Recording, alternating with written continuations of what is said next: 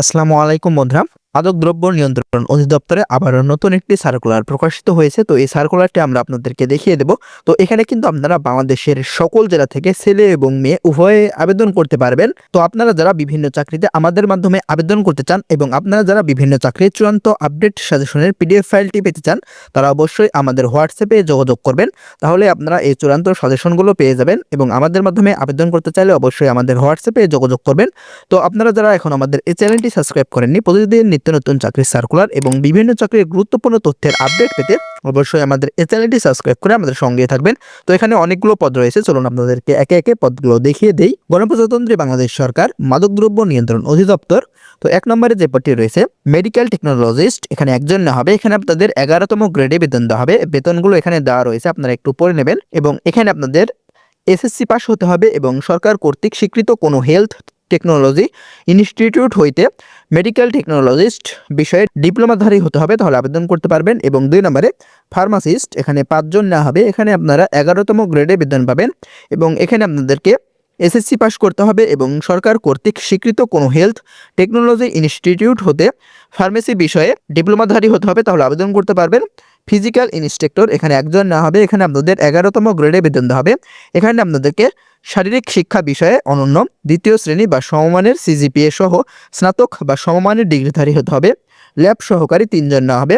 এখানে 14তম গ্রেডে বেতন পাবেন। এখানে রসায়ন বিজ্ঞান বিষয়ে স্নাতক বা সমমানের ডিগ্রিধারী হতে হবে। ডাইটেশিয়ান, এখানে 8 জন নেওয়া হবে। এখানে 14তম গ্রেডে বেতন পাবেন। তো এখানে বেতনগুলো দেওয়া রয়েছে, আপনারা একটু দেখে নেবেন। এবং এখানে আপনাদের পুষ্টিবিজ্ঞান বিষয়ে স্নাতক বা সমমানের ডিগ্রিধারী হতে হবে, তাহলে আবেদন করতে পারবেন। এবং ভোকেশনাল ইন্সট্রাক্টর, এখানে 8 জন না হবে। এখানে 15তম গ্রেডে বেতন দেওয়া হবে। এখানে আপনারা এইচএসসি পাশে আবেদন করতে পারবেন।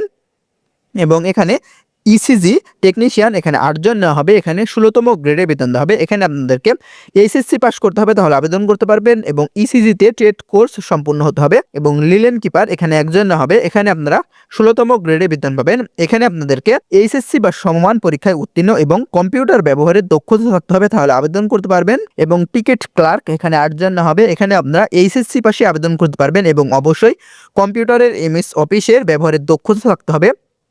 এবং 10 নম্বরে রেন্ট কালেক্টর, এখানে 1 জন হবে। 16তম গ্রেডে বেতন পাবেন। এখানেও এইচএসসি পাশে আবেদন করতে পারবেন। এখানেও কম্পিউটার ব্যবহারের দক্ষতা থাকতে হবে। সহকারী স্টুয়ার্ড বা অ্যাসিস্ট্যান্ট স্টুয়ার্ড, এখানে 7 জন হবে। 16তম গ্রেডে বেতন পাবেন। এখানেও এইচএসসি পাস করতে হবে এবং কম্পিউটার ব্যবহারের দক্ষতা থাকতে হবে। এবং ওয়ার্ড মাস্টার 2 জন না হবে। 16তম গ্রেডে বেতন পাবেন। এখানেও এইচএসসি পাস করতে হবে এবং অবশ্যই কম্পিউটার জানা থাকতে হবে। রেকর্ড কিপার, এখানে 8 জন না হবে। এখানে 16তম গ্রেডে বেতন হবে। এখানে আপনাদেরকে এইচএসসি পাস করতে হবে এবং কম্পিউটার জানতে হবে। এবং ল্যাব অ্যাটেন্ডেন্ট, এখানে 7 জন না হবে।